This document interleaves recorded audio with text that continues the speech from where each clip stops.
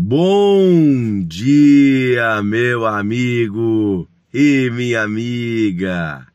Sejam todos bem-vindos ao Devocional de Fé, esse nosso podcast diário, onde meditamos na Bíblia, que é a Palavra de Deus. Eu desejo para você um dia cheio da presença do Senhor. Um dia onde Ele guie os teus passos, onde a luz de Deus brilhe sobre você e te dirija nas tuas decisões, nas tuas atitudes, onde você e eu possamos ouvir a voz de Deus e deixá-lo nos dirigir em nossos passos. Amém?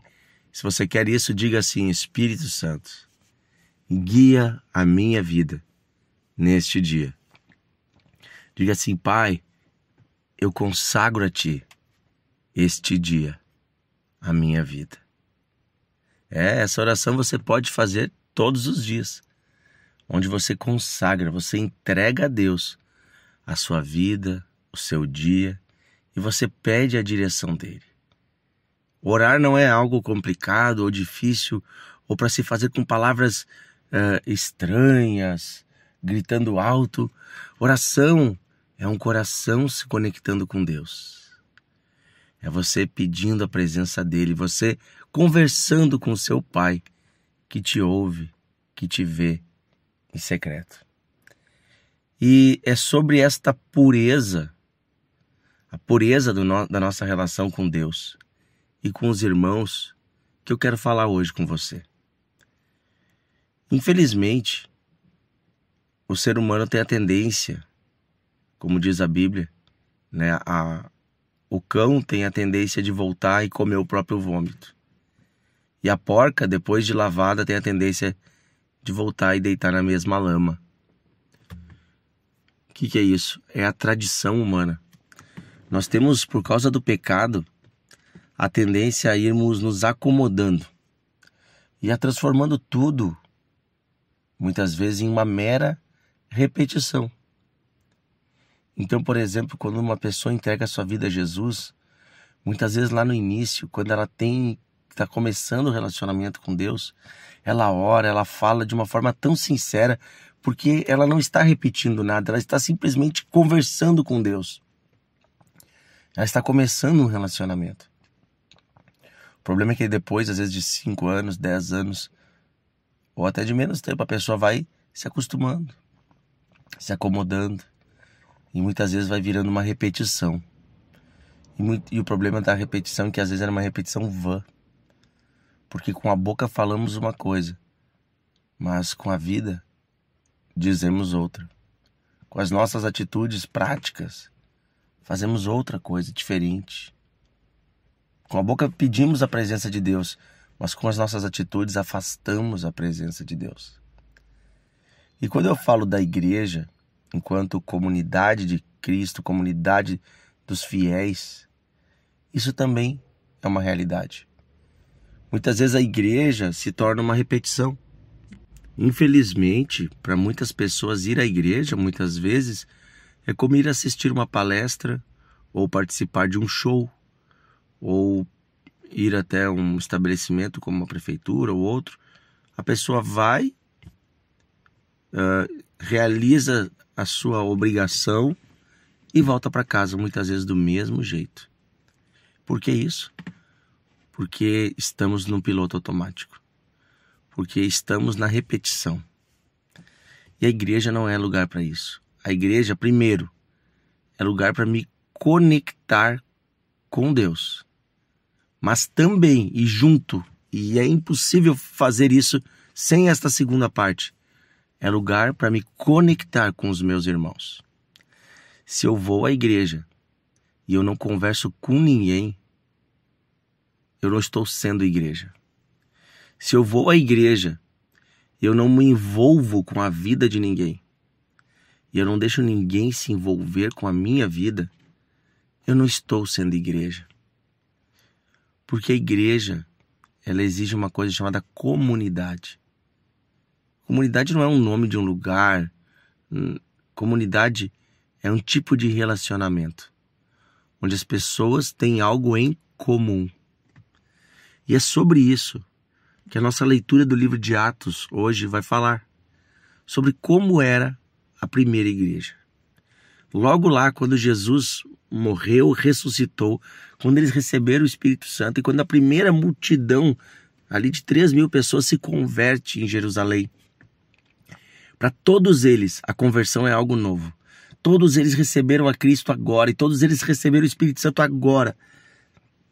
Todos eles estão intensamente amando a Deus. Não é uma repetição.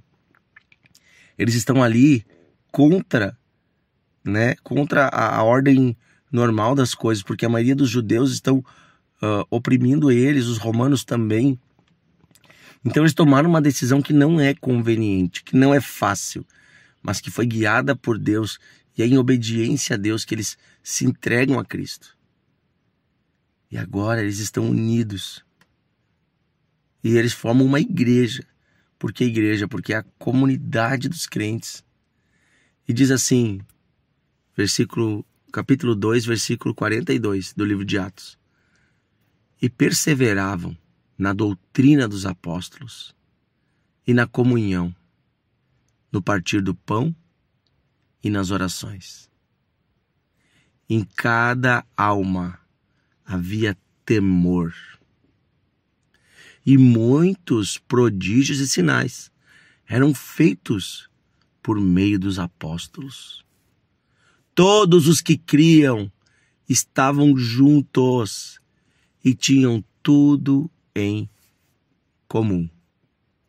Vendiam as suas propriedades e bens, distribuindo entre todos, à medida que alguém tinha alguma necessidade.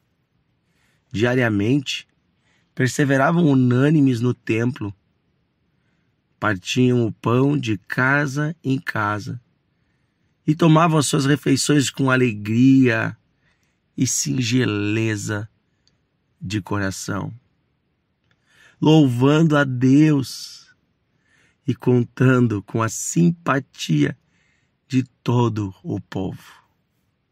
Enquanto isso, o Senhor lhes acrescentava dia a dia os que iam sendo salvos. Meu Deus, gente, que descrição maravilhosa de uma igreja. O dia que eu e você, que a nossa família, que a sua família, a minha, viver igreja desse jeito, olha, nós alcançamos nosso objetivo aqui na Terra. Primeiro, perseverar na doutrina. Quer dizer o quê? Se manter firme na palavra de Deus, aquilo que foi ensinado. A doutrina dos apóstolos, a verdade bíblica, o ensinamento de Deus precisa ser a base da igreja.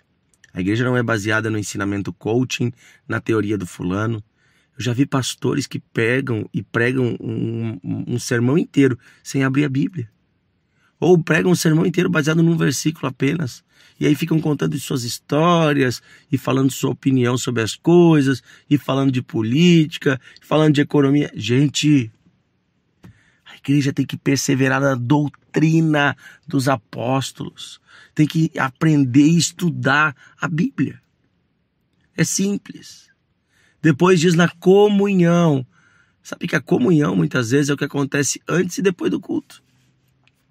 Porque muitas vezes o nosso culto, ele é muito voltado para a nossa devoção a Deus. É um culto ao Senhor. Amém? Mas a nossa vida em igreja não é apenas culto. A nossa vida em igreja precisa ter outros momentos. Então, olha só, na comunhão, no partir do pão, o partir do pão aqui, gente, é a Santa Ceia. É a ceia do Senhor. Eles tomavam a ceia. Lembrando que eles foram batizados. Foi o primeiro passo. Eles creram, foram batizados e agora eles se reuniam e partiam o pão. Tomavam a ceia. Então eles mantinham a comunhão com Deus através disso. E depois disso também que eles perseveravam nas orações. Sabe, tem gente que diz assim: ah, lá na minha igreja como é difícil fazer um culto de oração. Realmente, cultos de oração não são não são líderes de popularidade nas igrejas, né? Geralmente é o culto que menos gente vai. Mas essa não é a minha preocupação. Sabe qual é a minha preocupação? É quando a igreja não tem uma vida de oração. Porque para ter oração, não precisa ter um culto de oração.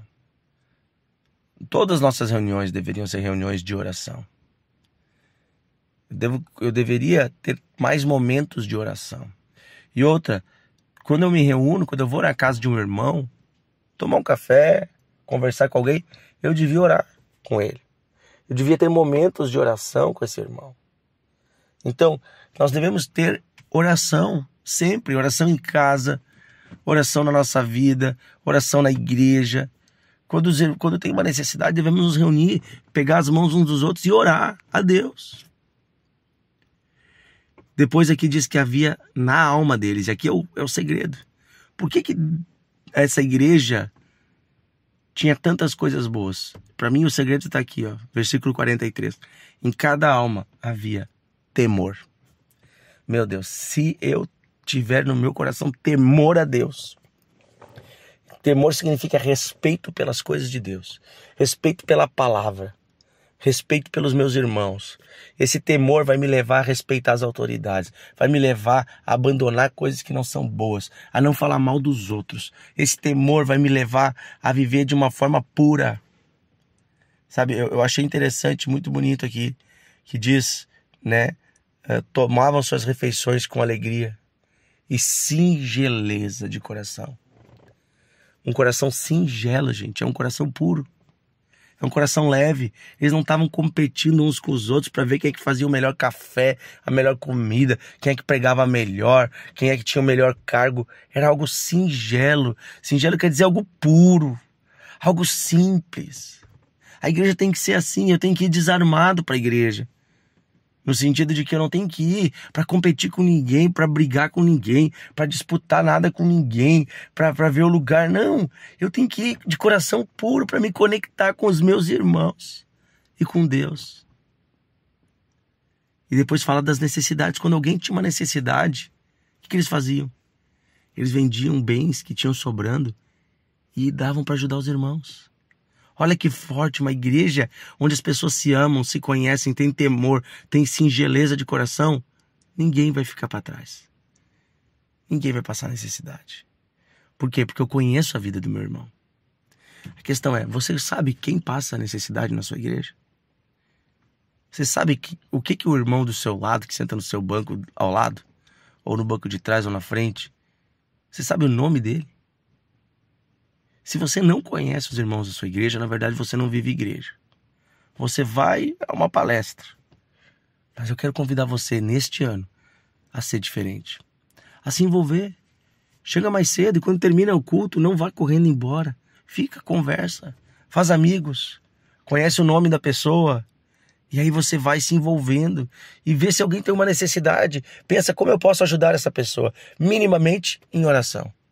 Mas também podemos ajudar com nossos recursos. Muitas vezes Deus nos concede bens que podemos compartilhar. Amém? Que a igreja brasileira, que a igreja nesses dias no mundo, possa se tornar esse exemplo, esse modelo, a partir daquilo que a igreja de Atos vivia. Amém? Vamos orar então. Senhor Jesus, nesse dia nós pedimos que o Senhor nos dê um coração puro, um coração bom, que possamos amar o nosso próximo, que possamos ter temor do Senhor, da Tua presença, que possamos, Senhor, ir à igreja, não apenas por ir, não apenas numa repetição, mas fazer isso com um desejo de nos conectarmos contigo e com os nossos irmãos. Renova a nossa fé, nossa esperança e nosso amor. É o que pedimos, Pai, em nome de Jesus. Amém. Deus abençoe você.